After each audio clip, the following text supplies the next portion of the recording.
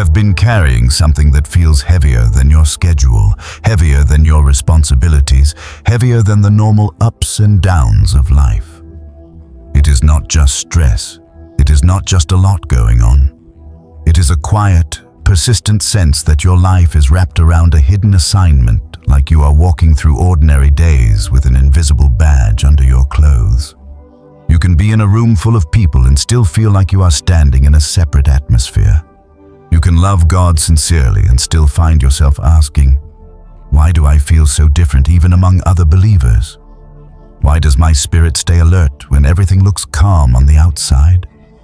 Why do I keep having moments that don't fit neatly into normal faith, like spiritual encounters that leave you wide-eyed at 3 a.m., dreams that feel like warnings or confirmations?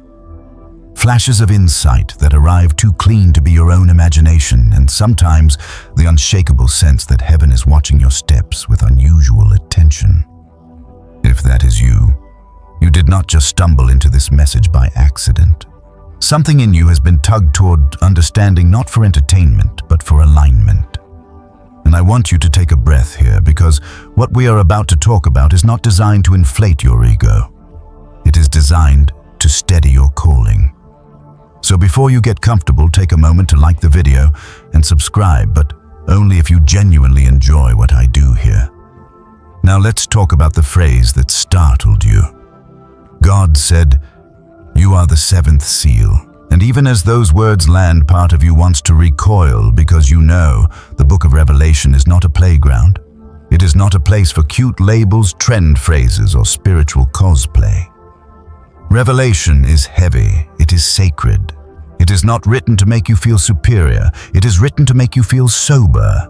So if God used language like seventh seal around your life, it is not because you are a trophy. It is because you are a responsibility. And the shock you feel is appropriate, because this kind of language does not arrive to flatter you. It arrives to frame you. Let me say it gently but clearly. When God speaks in symbols, He is not playing games with you. He is upgrading your understanding. He is telling you in a way your spirit can hold what your life is doing in the unseen realm. You may not be a seal in a literal sense, like a title you wear on your profile. But you may carry the function of what that seal represents: a type of finality, a type of release, a type of heaven-authorized shift that changes the atmosphere when it opens. And if you have been wondering why your life seems to move in chapters instead of paragraphs, why your endings are intense, why your transitions are dramatic, why God keeps closing doors, you tried so hard to keep open, then you are already touching the edges of what we are talking about. Because the seventh seal in Revelation is not like the first ones. It is not just another event. It is a threshold. It is the moment that introduces something weighty: silence in heaven, and then a chain reaction that signals the next phase. When the seventh seal is opened, the text describes a stillness, a hush, a sacred pause that makes the entire atmosphere hold its breath. And that detail matters more than most people realize, because heaven does not go silent for small reasons. Heaven goes silent when something irreversible is about to be released. Heaven goes silent when the next layer of God's plan is about to move from hidden to active. Heaven goes silent when the scroll is turning and the room is shifting. So when God says you are the seventh seal, it may mean you are not called to be loud, flashy, or constantly explaining yourself. It may mean you are called to be the kind of person whose obedience creates spiritual silence, the kind of life that stops the noise, forces the distractions to back away, and makes room for God's next movement. You have to understand, there is a kind of person who walks into a season and everything shallow begins to collapse. Conversations change. People reveal themselves. Options narrow. The path becomes simpler, but more serious. And you might have felt that happening around you for years without having language for it. You do not cause drama, but truth follows you. You do not seek conflict, but exposure occurs near you.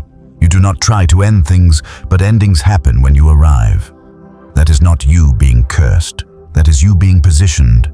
And listen, I know that can sound intense.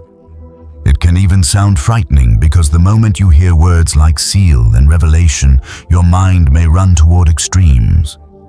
You may think it means you are destined for catastrophe, or you are responsible for world events, or you are some kind of apocalyptic figure. That is not where we are going. Not like that. What we are talking about is the way God speaks about spiritual function, the way He assigns weight to certain lives, so that when you align things, unlock. It can be personal, it can be generational, it can be territorial. It can be about your family line, your calling, your influence, your ministry, your future assignments, and the timing of your emergence. In other words, it can be very real without being sensational. So let's make this practical. You have probably noticed that you cannot live casually for long. Even if you try, even if you want to, you might attempt to blend in, to be normal, to keep your faith private and your calling quiet. But something in you refuses to stay asleep. You can enjoy life, yes. You can laugh, yes. You can rest, yes. But you cannot ignore the inner alarm. You cannot pretend you do not know what you know. And when you try to compromise, the peace drains fast. Your conscience gets loud. Your sleep gets strange. Your discernment gets sharper. You start seeing patterns. You start noticing things in people that you did not want to notice. And sometimes you even wish you could unsee it, because it would be easier to live if you could just keep everything surface level. But you can't. That is part of the weight. And there is another sign. You have been through forms of delay that did not make sense. Not because you were lazy, not because God forgot you, but because your life has been under a kind of divine containment.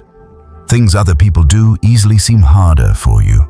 Doors that swing open for others require years of refining for you, and while that has been frustrating, it has also been protective. Because if your life carries an unlocking function, then God will not allow you to mature in the same casual rhythm as someone whose decisions affect fewer layers. When your yes carries consequences, God teaches you to listen before you move. When your voice carries authority, God teaches you to guard your words. When your presence shifts rooms, God teaches you to carry humility like a shield. That is why you have been tested in private. That is why you have had seasons where it felt like nothing was happening, but everything was happening inside you. That is why you have had moments where you felt pressed, not punished, but pressed. Like invisible hands were shaping you, like you were being refined and stretched and trained. And the truth is, you were.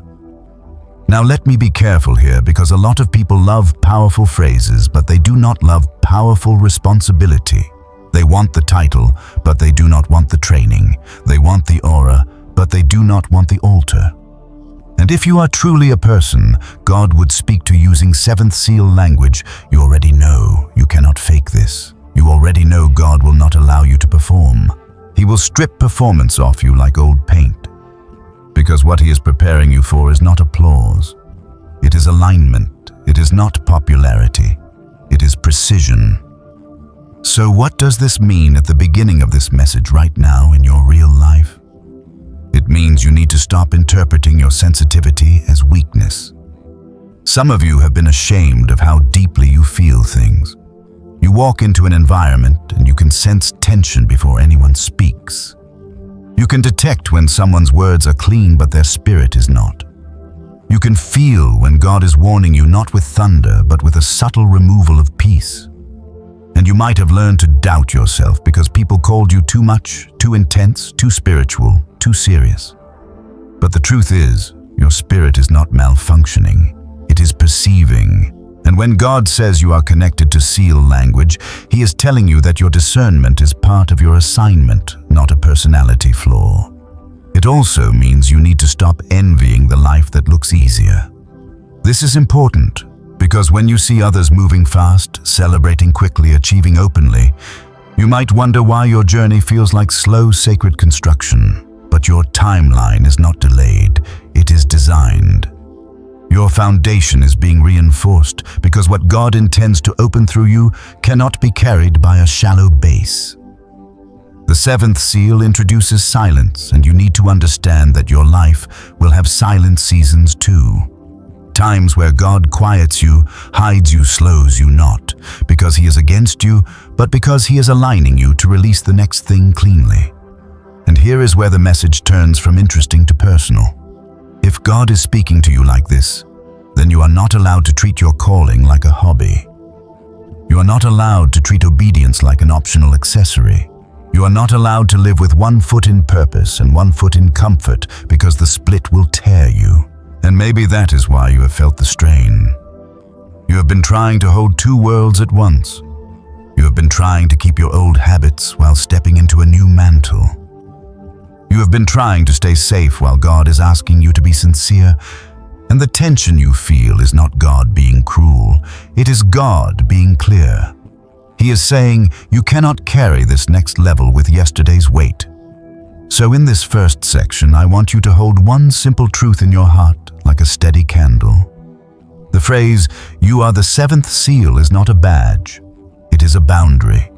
It is God drawing a line around your life, saying, this one is set apart for a specific kind of opening. And you may not fully understand it yet. You may not even want it at first. But you are going to learn how to carry it without fear, without pride, and without confusion. Because in the next section, we are going to ground this deeper. We are going to talk about revelation imagery the right way, without cheap labels, without spiritual theatrics, and without drifting into fantasies. You're going to see what seal really means in the language of Scripture, how God marks purpose, and why this phrase shocks you into sobriety, not ego. For now, stay with me. Let the weight settle into clarity. Let the anxiety turn into understanding. And let your spirit breathe, because God does not reveal assignments to crush you. He reveals them to align you. You are not being called to treat revelation like a riddle you solve to feel special. You are being called to treat it like a mirror that corrects you. And that matters, because the moment a message like this touches your life, you will feel two opposite forces pull on you at the same time. One force wants to inflate you, and the other force wants to intimidate you. Pride whispers, "You must be extraordinary." Fear whispers, "You must be in danger." But God's voice, the voice that actually shepherds you, does neither. God's voice steadies you. It places you in truth. It gives you weight without drama and clarity without chaos. That is why, before you take one more step, you have to understand what seal means in the language of Scripture, and you have to understand it in a way that does not turn your calling into a costume. In the Bible, a seal is never just decoration. It is authority. It is ownership. It is authentication. When something is sealed, it is marked as belonging to someone, and it is protected from unauthorized access. That is why the imagery is so potent. A seal can conceal something until the proper time, and it can also certify something once it is revealed. So when God speaks seal language over your life, He is not giving you a cute identity tag to repeat in the comments. He is communicating function. He is saying, you are not a loose page. You are part of a scroll.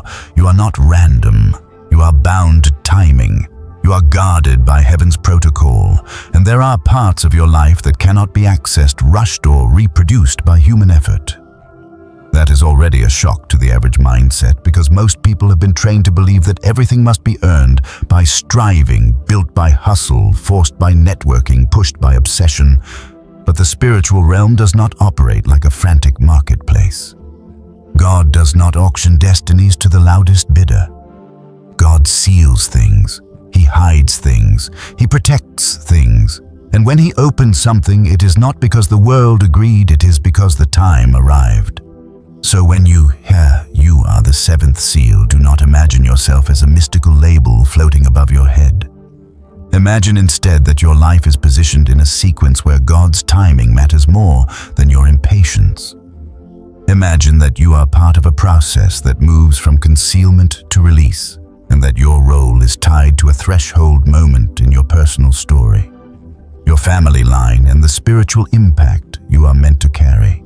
Now, the reason this is so important is because people misuse revelation constantly. They use it to scare people, to control people, or to entertain people. They treat it like a horror movie or like a conspiracy map. But revelation was never given to feed panic. It was given to strengthen endurance. It was given to anchor the believers in the reality that God is not losing control even when the world looks unstable. So when you connect your life to revelation imagery, you must do it with sobriety. You must do it with humility. You must do it with a desire to obey, not a desire to impress.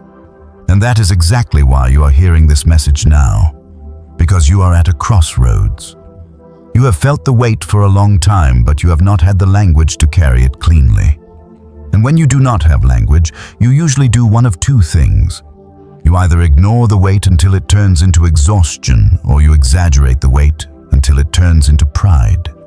But the Spirit of God is offering you a third way discernment. Balanced, mature, steady discernment. So let's approach the seventh seal carefully, like you would approach a holy place. In Revelation, the seals are connected to the opening of the scroll. The scroll represents what is written, what is decreed, what is set in motion by divine authority. And each seal opened reveals a stage, a progression, a movement. But when the seventh seal opens, the text describes silence in heaven for about half an hour, and then a series of actions that lead into deeper unfolding. That detail is not random. That is a spiritual pattern. The seventh seal is not merely another event. It is a hinge. It is the point where the atmosphere changes, where the weight intensifies, where the next layer begins. And that is why some of you have lived through hinge seasons. You did not just experience change, you experienced a turning. You did not just lose something, you were separated from it. You did not just move forward, you were repositioned. There are moments in your life where you can look back and realize that was a seal moment. Something closed, something shifted, something began, and I was never the same again. It may have been a relationship that ended abruptly, not because you hated the person, but because your spirit could no longer thrive in that environment. It may have been a job you outgrew even though it looked safe. It may have been a habit God confronted not to shame you, but to free you. It may have been a season of isolation that felt unfair, but later you realized it saved you from becoming a version of yourself you would have regretted. Those are seals in motion. Not in the theatrical sense, but in the functional sense. God's sealing, opening, closing, revealing, concealing, guiding. And if you are the kind of person God describes with seventh seal language, then you are the kind of person whose life contains multiple hinge points. Your story is not written in smooth, predictable lines. It is written in sacred turns. Now here is where the message becomes even more shocking, because you might realize the seal is not only about what God does to you, it is also about what God does through you. You may carry a presence that makes things come to a head. You may walk into environments where people can no longer keep pretending. You do not have to accuse anyone. You do not have to expose anyone. Your alignment alone becomes a pressure. Your peace becomes a mirror. Your discernment becomes a light. And things that were comfortable in darkness become uncomfortable in your presence.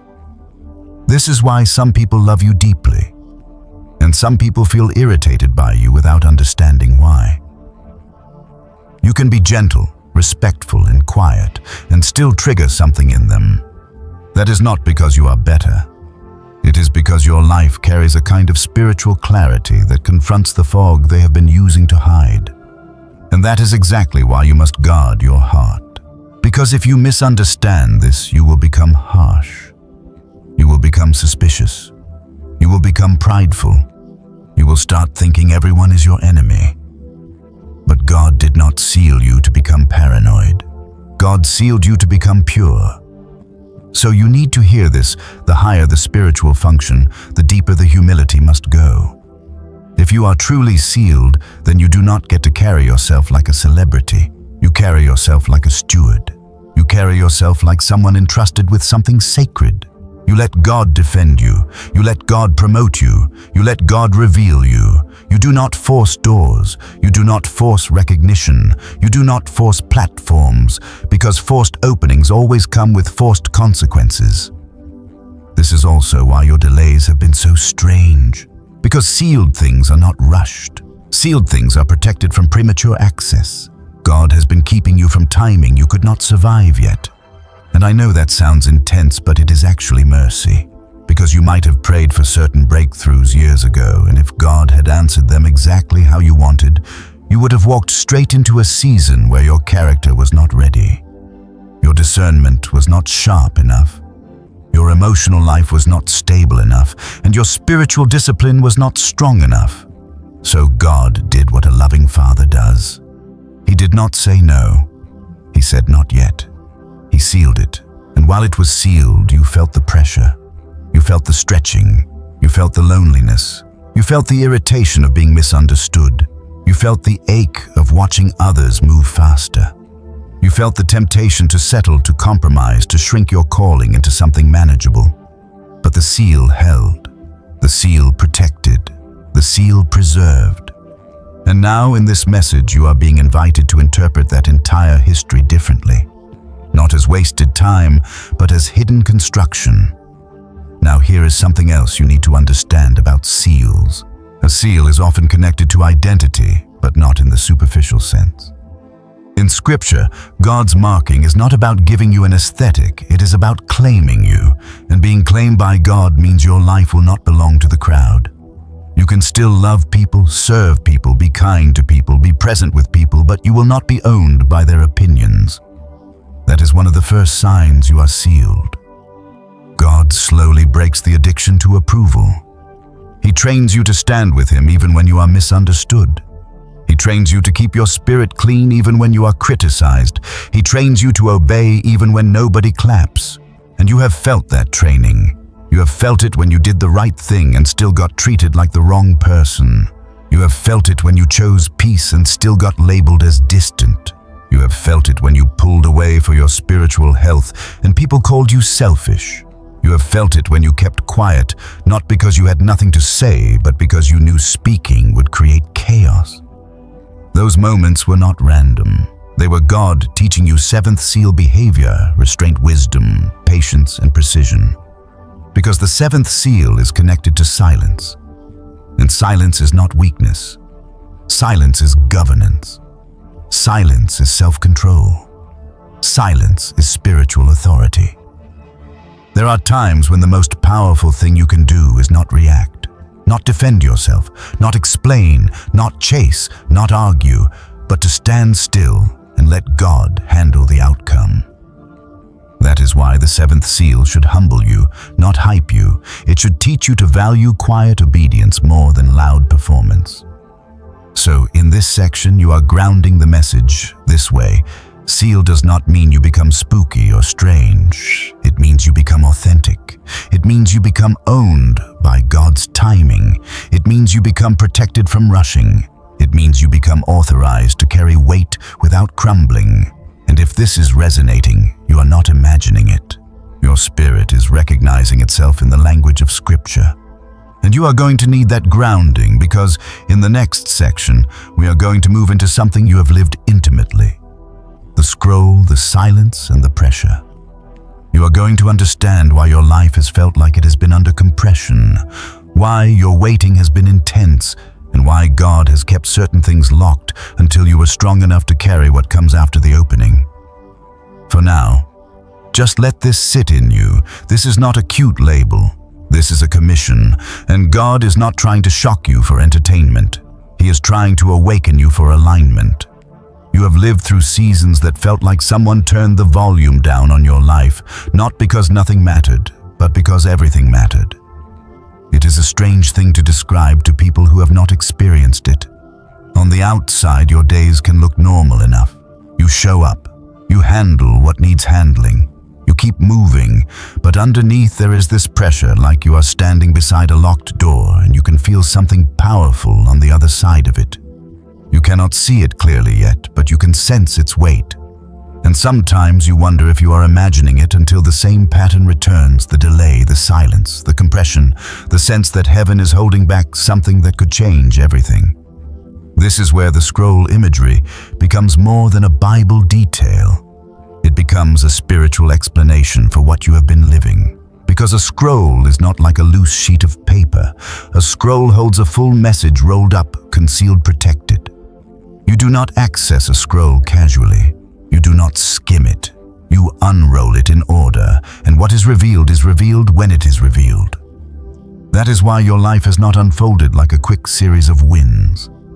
Your life has unfolded like an unrolling, and you have been in the part of the story where you can feel the message inside the scroll, but you are not allowed to read the next line yet.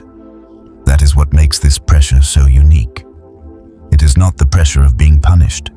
It is the pressure of being prepared. And preparation pressure can feel confusing because it has two sensations that seem to contradict each other. On one hand, you feel held back. On the other hand, you feel pushed forward internally. On one hand, the external world moves slowly. On the other hand, your inner world feels like it is speeding up. You can be in a season where your circumstances are quiet, but your spirit is loud with downloads. You can be in a season where doors are closed, but your discernment is opening wider than ever. You can be in a season where you feel unseen, but you are becoming more awake than you have ever been. That is scroll pressure. And if you are honest, it has not always been easy. There were days you wanted clarity so badly that you would have accepted almost any answer just to end the uncertainty. There were moments you tried to force what God was sealing. You tried to speed up what God was slowing down. You tried to get people to understand what God was telling you in secret. You tried to explain your depth to people who only knew how to live on the surface, and every time you tried, the same thing happened. It did not work. It did not land. It did not bring peace. It brought more friction, more confusion, more fatigue. That is not because you were failing. That is because the seal was doing its job. When the seventh seal opens in Revelation, there is a silence in heaven. And the more you reflect on that, the more you realize why God has trained you with silence. Because you cannot carry seventh seal assignments with a noisy spirit. You cannot open what God intends to open while you are constantly reacting, constantly defending, constantly chasing, constantly explaining. God had to teach you to become quiet on the inside, not empty, but governed. Not numb, but anchored. Because the opening you are connected to does not come through panic. It comes through posture. So God allowed silent seasons. Seasons where people did not clap. Seasons where your phone was quieter than you expected. Seasons where you felt overlooked. Seasons where you wondered if you were wasting your life. And in those seasons, the temptation was always the same, to fill the silence with something, anything, just to avoid the discomfort. Some people fill it with distractions. Some fill it with relationships that do not fit. Some fill it with constant content, constant noise, constant motion. But you could not do that for long. Even when you tried, your spirit would not let you, because God was not just trying to give you peace, He was trying to give you command. This is one of the most important revelations you will ever receive. God does not train you only by what He gives you, but by what He withholds. And withholding is not cruelty when it is done by a loving Father. Withholding is protection when what you are asking for would open you too soon. Think about it this way. If a door is locked, it is not always because you are unwelcome. Sometimes it is locked because what is behind it is dangerous if mishandled. Sometimes it is locked because the timing matters. Sometimes it is locked because you are not yet equipped to survive what comes after it opens. And you may not want to hear that because part of you has been tired of waiting, tired of refining, tired of feeling like your life is on pause. But you need the truth more than you need comfort. If God sealed something, it is because the content of that scroll is too significant to be accessed casually. That is why the pressure increased whenever you got close to the next level. Have you noticed that it is not always the worst seasons that feel the most intense? Sometimes it is right before a breakthrough that things feel tight. Right before clarity, confusion spikes. Right before a door opens, resistance thickens. Right before a new season, the old season tries to drag you back with a final pull. That is not you being dramatic. That is spiritual pattern. When a seal is about to shift, the atmosphere changes. And this is where you must be careful, because your mind might interpret the pressure as a sign you are doing something wrong. But sometimes pressure is a sign you are close. It It is like the feeling of altitude when you climb a mountain. Your lungs feel it not because the mountain hates you, but because you are leaving a lower level of air and entering a higher one. The pressure is proof of movement. Now let's talk about the kind of pressure you have felt, because it has been specific. It has often shown up as restlessness. You can be tired, but you cannot fully relax. You can finish your tasks, but you still feel like something is unfinished. You can achieve something, but it does not satisfy you the way it satisfies others. That restlessness is not always anxiety. Sometimes it is invitation. Sometimes it is God saying, "You are not built to settle here. This is not your final place. This is not your full measure." And the more you try to treat a temporary season like a permanent home, the more uncomfortable it becomes. You have also felt pressure in the form of narrowing. Your options have shrunk. Your circle has refined. You have lost interest in things that used to excite you. You have outgrown conversations you used to tolerate. You have started craving depth, truth, cleanliness, quiet, strength. And that can make you feel lonely, because the world celebrates broadness. The world celebrates having 1,000 voices in your ear, but God often prepares chosen ones by narrowing the lane. Because focus is not a prison. Focus is a weapon. And perhaps the most confusing pressure of all has been the pressure of being misunderstood. People can misread your silence as arrogance. They can misread your boundaries as rejection. They can misread your discernment as judgment. They can misread your refusal to react as coldness. And if you are not careful, you will start trying to prove yourself constantly, to explain yourself constantly, to soften yourself constantly, to be understood by people who are not assigned to understand you. But that is not your job. Your job is not to be understood by everyone. Your job is to be obedient to God. Because the scroll is not revealed to the crowd first. It is revealed to the steward. God shows you what you need to know for your assignment, not what you need to know for your comfort. And if you keep chasing comfort, you will miss the point of the seal. So here is the turning point in this section. You have to stop fighting the silence. You have to stop trying to escape the pressure with distractions. You have to stop interpreting delay as denial. Because what you are actually experiencing is the discipline of the seventh seal. Heaven teaching you to stand steady and quiet, to remain clean in pressure, to stay aligned while the door is still locked. Let me make it even simpler. God is building a kind of spiritual spine in you, a backbone that does not bend to panic, a backbone that does not collapse under misunderstanding, a backbone that does not sell out for quick relief. Because when the seal opens, you will be tempted to rush, to speak too much, to move too fast, to prove too much. And God wants you trained now, so that later, when the door opens, you do not lose your mind.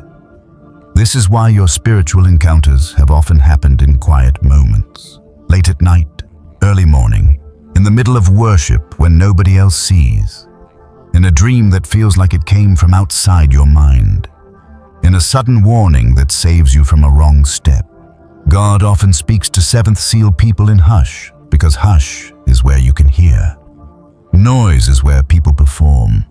Silence is where you are formed. And that leads to a gentle instruction you need to carry into the next section. Do not despise your current containment. Do not despise the pace. Do not despise the hiddenness, because the hiddenness is not punishment. It is protection. The seal is not evidence that God is holding you back. It is evidence that God is holding you. In the next section, we are going to name something you have seen repeatedly. The signs you carry a finality mantle. Not finality in a scary way, but finality in the sense that God uses you to close cycles, end patterns, break loops, and draw lines where lines must be drawn. And when you understand that, you will stop apologizing for your boundaries and start honoring them as part of your assignment. For now, stay steady. Let the scroll unroll in its order. Let the silence do its work. And let the pressure refine you without convincing you that you are broken. You are not broken. You are being prepared. You are not imagining the pattern your life carries, a strange relationship with endings. Not tragic endings, not hopeless endings, but decisive endings. Clean cutoffs, clear closures, lines that get drawn when others would rather keep smudging the boundary. You have watched it happen again and again, almost like a spiritual fingerprint. A season drags on for other people, but around you it reaches a conclusion. A situation stays cloudy for others, but near you it becomes obvious. A relationship keeps limping along for years in someone else's story, but when you arrive in the picture, it either becomes covenant or it collapses. And you may have wondered, why does this always happen? Why do I keep becoming the point where things end or change? Why does my life feel like a final chapter? Energy sometimes. This is what I mean when I say you may carry a finality mantle. Not because you are harsh, not because you are unloving, not because you are trying to control outcomes, but because God uses certain chosen ones as closers, as finishers, as threshold people. You do not just start things, you complete things. You are not assigned to keep cycles running. You are assigned to break them. And if you have been confused about why you seem to attract intense transitions, this is one of the clearest signs that seal language applies to you. Now let's be careful. Finality is not the same as destruction. Finality is not you ruining things. Finality is heaven's mercy stopping what is no longer fruitful. Finality is God ending what has become counterfeit. Finality is God shutting the door on a season so you can stop living in spiritual limbo. And for some reason, your life keeps being placed at those hinge points where heaven wants to end the limbo. One of the first signs of this mantle is that you often feel a holy discomfort in situations that everyone else tolerates. You cannot pretend as long. You cannot make excuses as long. You cannot keep calling something fine when it is rotting underneath. You might try at first. You might tell yourself, maybe I'm overthinking. Maybe I should be more patient. Maybe I should just go with the flow. But the discomfort stays. Not the kind of discomfort that is anxiety, but the kind that feels like truth pressing against your ribs. And sooner or later, something happens. Either you finally speak, or God removes you, or the situation exposes itself. But one way or another, the cycle ends.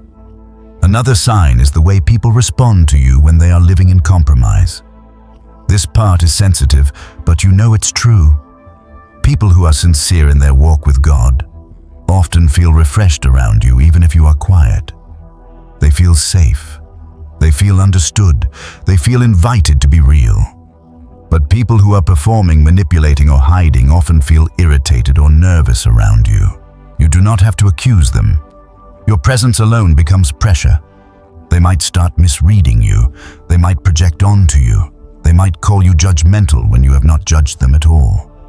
They might try to discredit you. They might suddenly become cold, and you are left thinking, what did I do? But it was not about what you did. It was about what you carry. A finality mantle makes counterfeit uncomfortable. And that mantle has shown up in your life in ways that made you question yourself, because you do not want to be the one who ends things. You do not wake up excited to cut people off or close doors. If anything, you have tried to keep peace. You have tried to be gentle. You have tried to make room for people. You have tried to believe the best. But you also have a spirit that cannot live in lies. So you end up in this tension where your heart wants to be patient, but your discernment knows when the season is over. And that is exactly where God trains you to be loving, without enabling to be gentle, without being naive to be patient, without betraying your own assignment. Now here is a deeper sign that often shocks chosen ones when they finally recognize it. Your life can trigger confessions. People tell you things they do not tell others. Sometimes it is random, sometimes it is sudden, sometimes you are not even asking, but they start revealing, they start admitting, they start explaining, and again you might wonder, why are they telling me this? It is because you carry a kind of spiritual courtroom energy, not because you are a judge, but because you are aligned with truth. And truth has gravity. It pulls things out of hiding. When you walk close enough to someone's season, what is concealed starts to surface. This is also why you have experienced unexpected separations. People can be in your life for years and then suddenly they drift, disconnect, or disappear. Sometimes there is conflict. Sometimes there is no conflict, just a clean cut. And at first you might interpret that as rejection. You might wonder what you did wrong. But later you realize it was a door closing. It was God removing what would not survive your next level. It was God protecting you from carrying dead weight into a living season. Because the truth is, if you are connected to seventh seal function, your life cannot remain crowded with misaligned relationships. Misalignment creates leakage, and God does not open major doors in the presence of major leakage. So let's name the patterns clearly, because clarity is what breaks confusion. You often experience sudden endings that later make sense. You often have to leave places you outgrow before you feel emotionally ready. You often feel an inner no even when everything looks good on paper. You often watch people reveal themselves around you, either toward truth or deeper into performance. And you often carry a responsibility to choose clean exits rather than messy attachments. That is finality mantle. But there is another layer. Your finality mantle is not just about what ends outside of you. It is also about what ends inside of you. You have had internal endings too. You have outgrown your own old self. You have had moments where you could not go back to who you were, even if you wanted to. An old desire died. An old craving lost its grip. An old habit stopped satisfying you. An old version of you that depended on approval started fading. And those internal endings can feel like grief even when they are good. Because you are saying goodbye to a familiar self. You are letting go of an identity that once helped you survive. And God is doing that because your next season requires a different structure. Now, if you do not understand this mantle, you will either resist it or misuse it. If you resist it, you will keep trying to revive what God is ending. You will keep returning to relationships God closed. You will keep reopening doors God shut. You will keep bargaining with seasons that are finished. And you will keep feeling drained, confused, and stuck. But if you misuse it, you will become too quick to cut, too quick to judge, too quick to assume everyone is against you, too quick to end things without patience. And God does not want either extreme. He wants you mature. So maturity looks like this: you do not end things impulsively. You do not do spiritual cutoffs out of emotion. You discern, you pray, you watch patterns, you check your heart, and then when God makes it clear, you obey. You close the door cleanly. You do not keep opening it emotionally while claiming you closed it spiritually. You do not keep texting what God has already removed. You do not keep revisiting what God has already ended. You honor the seal. You honor the boundary. You honor the lesson. And let me speak to the part of you that feels guilty, because some of you feel guilty for being a closer. You feel guilty for needing distance. You feel guilty for not tolerating what others tolerate. You feel guilty for not being able to stay in spaces that feel spiritually polluted. But hear me. God does not call you to carry finality mantle and then shame you for it. He calls you to carry it with love and wisdom. Your boundaries are not cruelty. Your boundaries are stewardship. This is why when God says you are the seventh seal, it connects to this finality mantle. Because the seventh seal is a threshold that signals the next phase. It is the moment where things are no longer suspended. It is the moment where the atmosphere shifts and the unfolding continues. In your life, you may be the person God uses to end suspension, to end indecision, to end cycles, to end fake peace, to end stagnant seasons, to end relationships that keep you small, to end patterns in your bloodline that have been repeating for generations. And if that last part touched you, it is because you have felt it. You have felt that your struggles were not just personal, they were generational. You have felt that your life is positioned to break something older than you, something that has been sitting in your family line like a shadow. Maybe it is addiction patterns, maybe it is poverty mindsets, maybe it is relational dysfunction, maybe it is spiritual compromise, Maybe it is cycles of abandonment, betrayal, fear, or silence. And you have often felt like you were fighting something that did not start with you. That is a sign. God often assigns finality mantle to the one who will be the line drawer in the bloodline. The one who says, "This ends with me." The one who closes the door behind them so the next generation does not have to keep walking through the same trap. So, what do you do with this in real time? You stop apologizing for your discernment. You stop downplaying your boundaries. You stop trying to fit into spaces God is trying to free you from. You begin to treat endings as part of your obedience, not as evidence that you are cursed. You begin to see closures as divine protection, not as personal failure. And you begin to understand that when God removes something, He is not shrinking your life. He is making room for what comes next.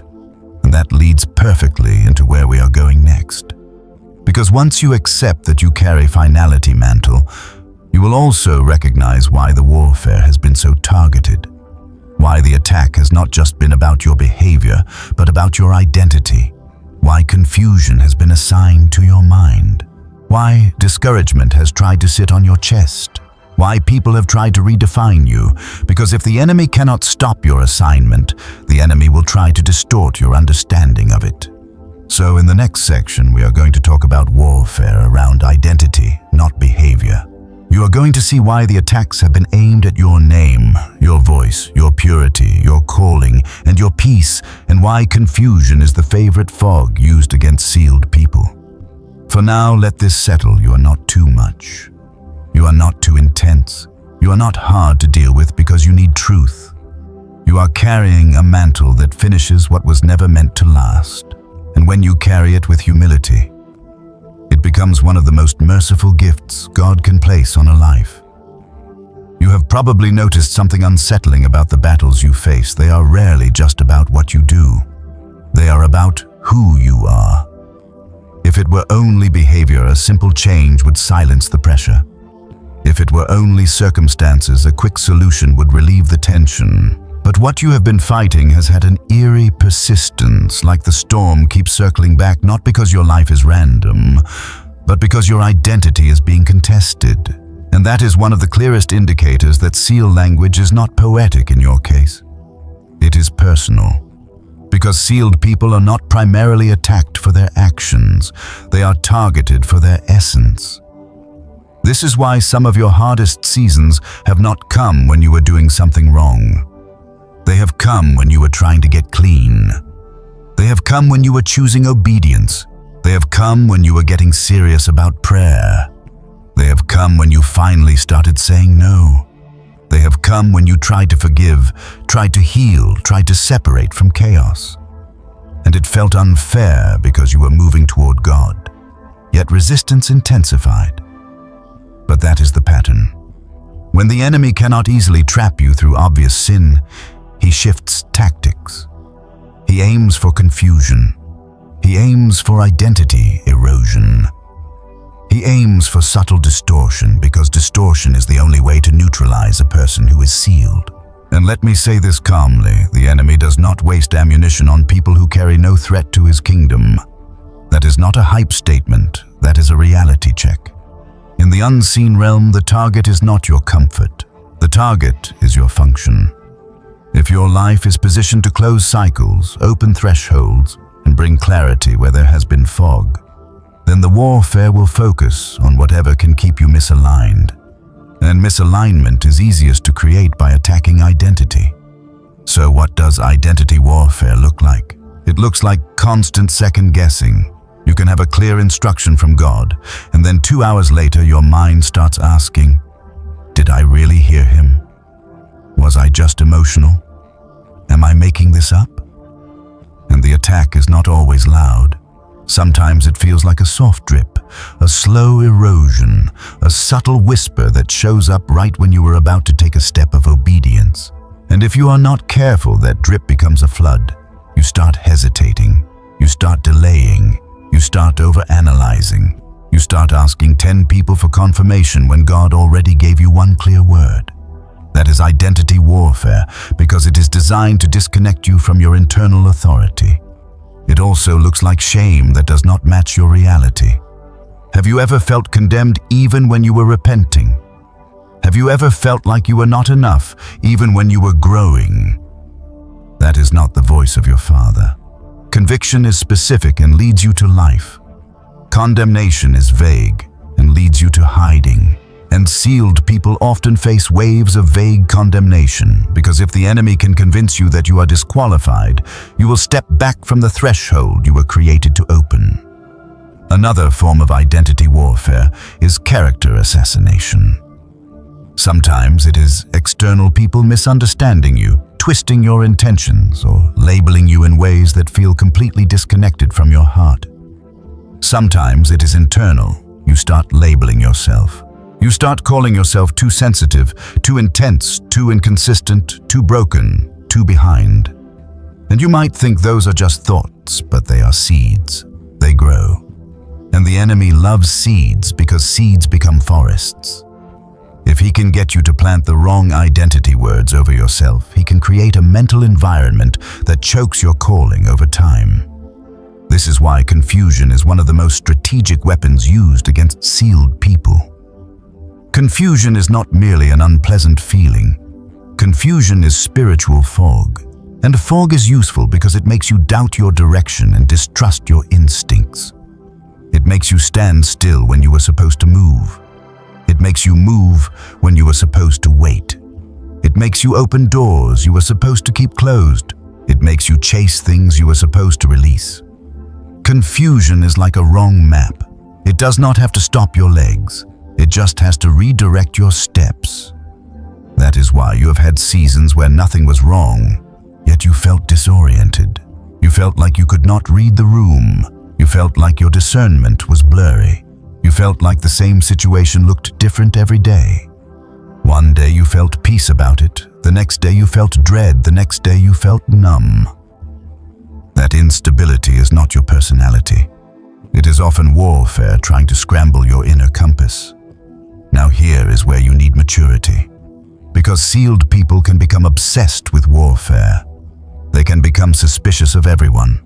They can start seeing demons behind every disagreement. And that is another trap. The enemy would love to pull you into paranoia because paranoia makes you reactive, and reaction breaks the quiet authority God is building in you. So you do not respond to identity warfare by becoming frantic. You respond by becoming clear. And clarity is not loud. Clarity is stable.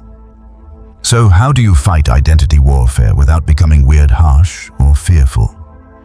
You return to simple anchors. You return to scripture. You return to prayer.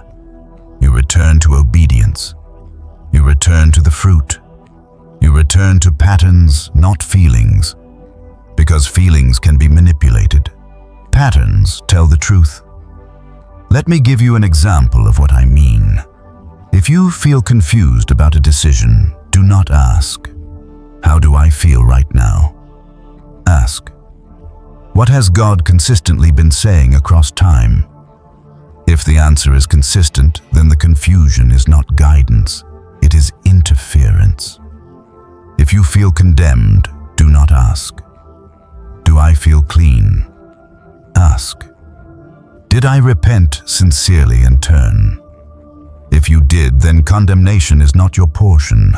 If you feel misunderstood, do not ask, "How do I prove myself?" Ask, "What is my assignment in this season, and what does obedience look like?" Sealed people win by returning to the assignment, not by winning every argument. And there is a reason the enemy targets your voice specifically. Your voice is not just sound. Your voice is authority.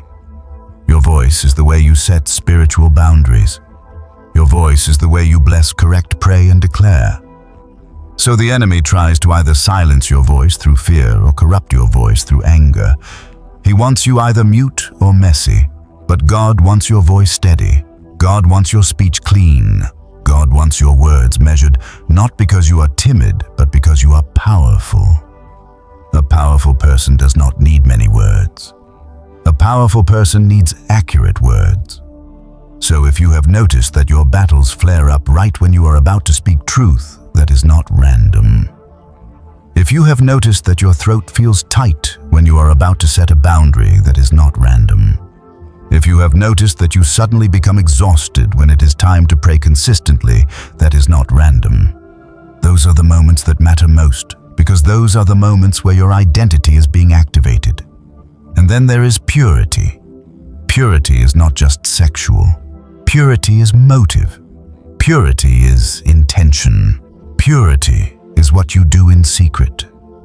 The enemy attacks your purity because sealed people carry influence even when they are quiet. An influence without purity is dangerous. So either the enemy tries to corrupt your purity to disqualify you, or he tries to shame you about your past to keep you from believing you can be pure. But God is not shocked by your history. God is committed to your transformation. That is why repentance is not just an apology. It is an alignment. It is you stepping back into your real identity. Now here is the shock part you may not have realized yet. Identity warfare often comes through people who feel in power in your environment. It can be a boss. It can be a leader. It can be a strong personality in your family. It can be someone who controls access to resources or approval. And the reason it happens that way is because authority figures can shape narratives. They can define who you are in the eyes of others. They can label you. They can box you. They can either open doors or close doors. So if the enemy can get someone in power to misname you, he can create a false identity around you that you then have to fight through. But listen to me carefully. People can label you, but only God can name you. This is why you must learn to live from God's naming, not man's labeling. If you are always seeking validation from people in power, you will be easy to manipulate. But if you are anchored in God's voice, you can respect authority without being owned by it. You can be humble without being controlled. You can be teachable without being shapeless. Sealed people have to learn that because their assignment will often bring them into environments where other people try to define them. So in this section, your goal is not to become hyper-spiritual. Your goal is to become unmoved, to become rooted, to become stable in your identity. You do not need to argue with every lie. You just need to stop agreeing with it. You do not need to prove yourself to every critic. You just need to keep obeying God. You do not need to chase every misunderstanding. You just need to stay clean and let time reveal truth. And that is why the next section matters so much, because once you understand that identity is under attack, you need a protocol. You need a heaven-approved way of staying aligned. You need to know what obedience looks like when you are sealed, what restraint looks like, what discipline looks like, what speech looks like, what patience looks like. You are not being called to survive by force. You are being called to survive by alignment. So in the next section, we are going to lay out heaven's protocol for the seventh seal. The posture God requires, the way He trains you to hold weight without reacting, the way He teaches you to keep motives clean, and the way He guides you into disciplined speech and patient authority. For now, remember this. The fog is not your home. The confusion is not your identity. You are not losing your mind. You are being targeted because you are being positioned. And the way you win is not by becoming louder. It is by becoming clearer. Now you need something more than insight. You need a protocol, because once you recognize that identity warfare is real and that your life carries a threshold assignment, you cannot afford to live on impulse. You cannot afford to be led by mood. You cannot afford to react to every provocation. If you are sealed, then you are structured. And structure is not a cage. Structure is how power stays safe.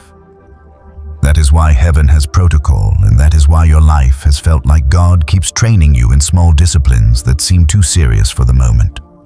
It is because the moment is not as small as it looks. When people hear protocol, they sometimes imagine cold rules, rigid religion, or perfectionism. But God's protocol is not about making you stiff. It is about making you stable. It is about teaching you how to carry weight without spilling it. It is about teaching you how to hold authority without becoming arrogant. It is about teaching you how to walk through pressure without becoming reactive. Seventh seal people do not survive by intensity. They survive by alignment. So let's talk about what heaven's protocol looks like in your real life, not in theory. The first part is restraint. And restraint is not passivity. Restraint is spiritual intelligence. It is you realizing that not every battle deserves your words, and not every moment deserves your emotion. Some of you have been exhausted not because your life is too heavy, but because you have been spending your energy on the wrong fights. You have been defending yourself to people who already decided to misunderstand you. You have been explaining your heart to people who only want your compliance. You have been trying to correct narratives that God never asked you to correct, and it has drained you. Restraint means you learn to let certain things die without your intervention. Not because you do not care, but because you care about obedience more than you care about perception. Sometimes God will allow a false story to circulate for a season because He is protecting you from being addicted to reputation. That is a hard lesson, but it is holy. Because if you cannot endure misunderstanding, you cannot carry public assignment. If you cannot endure silence, you cannot carry authority. If you cannot endure being unseen, you cannot be trusted when you are seen. The second part of heaven's protocol is clean motives. Sealed people have to live with motive checks because motive is the root system of your life. You can do the right thing with the wrong motive and end up in the wrong fruit. You can serve but be driven by approval. You can give but be driven by control. You can lead but be driven by insecurity. And if you are a seventh seal person, your motive has to be clean deeper than average because what you touch has consequences. God is not punishing you by checking your motives. He is protecting you from becoming powerful in the wrong spirit. So you will notice God does not always remove your enemies immediately. Sometimes He leaves resistance in your environment long enough to reveal what is inside you. Will you become bitter? Will you become proud? Will you become vengeful? Will you start manipulating, or will you stay clean? Will you stay humble? Will you stay obedient? The resistance is not always about them. Sometimes it is about what God is refining in you. The third part is disciplined speech. This is huge. The seventh seal in Revelation is linked to silence, and that is not a random detail. God trains seventh seal people to speak less, but carry more. That means you learn to stop narrating your whole life to everyone. You learn to stop announcing every plan before it becomes fruit. You learn to stop talking yourself out of faith by over-explaining your fear. You learn to stop making vows in emotion. You learn to stop proving yourself with constant words. Disciplined speech does not mean you never talk. It means your words become intentional. You speak to God first. You speak to mentors with wisdom. You speak to people when necessary, but you do not leak your scroll content to the wrong listeners. You do not give sacred things to casual ears, because some people cannot handle what God is doing in you, and if you share too early, they will either try to control it, compete with it, or contaminate it with their opinions. This is why God has made you selective. You might have felt guilty about it. You might have wondered why you do not feel like socializing the way you used to. But it is not that you hate people. It is that your spirit is learning stewardship. When you are sealed, not everyone gets access to you. Not everyone gets a front row seat to your process. Privacy becomes protection. The fourth part is patience that feels like power. Most people think patience is weak, like you are waiting because you have no options. But heaven's patience is active. It is a form of authority. When you can wait without panicking, you prove you trust God more than you trust outcomes. When you can wait without forcing doors, you show you believe God can open what He promised. When you can wait without compromising, you show you value purity over speed. And that patience is not just a virtue. It is a weapon against the enemy's favorite tactic, rushing you into a counterfeit door. Because counterfeit doors are always urgent. They always come with pressure. They always come with fear. They always come with a tone that says, if you don't do this now, you'll miss it. But God's doors do not require the panic. God's doors can require courage, yes, but not panic. Courage is calm. Panic is chaotic. Heaven's protocol trains you to tell the difference. The fifth part is obedience in the small. This is where people get tripped. They want the big assignment without the small discipline. They want the seal without the stewardship. But you have noticed God keeps asking you for small obedience. Forgive that person even if they never apologize. Stop going back to that old habit. Clean up your environment. Change your routine. Stop entertaining certain conversations. Wake up and pray. Read the word when you do not feel like it. Stop scrolling at night and start listening. Stop trying to fix what God is dismantling. Stop reopening doors you prayed to be delivered from. Those small obediences are not random. They are training, because your future will not be sustained by big moments. It will be sustained by daily alignment. The seventh seal opens into a new phase, and new phases require new maintenance. You cannot carry new wine in an old wineskin, so God reshapes your habits now so you do not break later. And here is the part that may shock you again. Heaven's protocol also includes rest, not lazy rest, but holy rest. Sealed people often burn out because they think their intensity proves their devotion. But God does not need you frantic. He needs you faithful. He needs you steady. He needs your nervous system to stop living like every day is a crisis. Because if you carry threshold function, you need a regulated spirit. You need a calm mind. You need a heart that can hear. So God will lead you to rest in ways that feel counterintuitive. He will tell you to stop overworking. He will tell you to step back. He will tell you to be still, not because he is wasting your time, but because stillness is where strategy is born. Stillness is where clarity comes. Stillness is where you stop reacting to noise and start responding to instruction. Some of you have been asking God for direction while keeping your life loud. And God has been saying, I already answered, but you cannot hear me over your own urgency. Heaven's protocol calls you back to quiet. Now let me tie all this together in a way your spirit can carry. Restraint, clean motives, disciplined speech, patience, small obedience, holy rest. This is not a checklist to make you feel religious. This is a framework to keep you aligned. Because when the seal opens, you will experience momentum. Things will move. Doors will open. People will show up. Opportunities will appear. And if you are not anchored, momentum can intoxicate you. Momentum can make you forget the process. Momentum can make you start talking too much, moving too fast, trusting people too quickly, spending energy carelessly, and drifting from the very alignment that created the opening. So the protocol is not just for the waiting season, it is for the after season. It is for the moment when the scroll begins to unroll faster than you expected. And this is where your relationships come into the picture. Because the moment you become more aligned, the moment you become more disciplined, the moment you stop leaking your energy everywhere, people will respond. Some will respect it. Some will celebrate it. Some will misunderstand it. Some will test it. Some will try to pull you back into old patterns because your growth threatens their comfort. That is why the next section is necessary. We are going to talk about relationships tested by your assignment.